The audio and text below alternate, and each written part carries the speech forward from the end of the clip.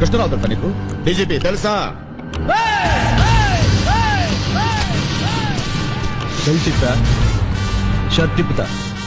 Police department కి నాకు ఇప్పుడు సంబంధం లేదు. నేను పోలీసు అడ్డే కాదు. నిన్ను రెండు పీకెళ్తా. ఇప్పుడు చెప్పు, కృష్ణారావుడా అప్పారావుడు? ఏం నా సంగతి నీకు తెలియదు అనుకుంటా.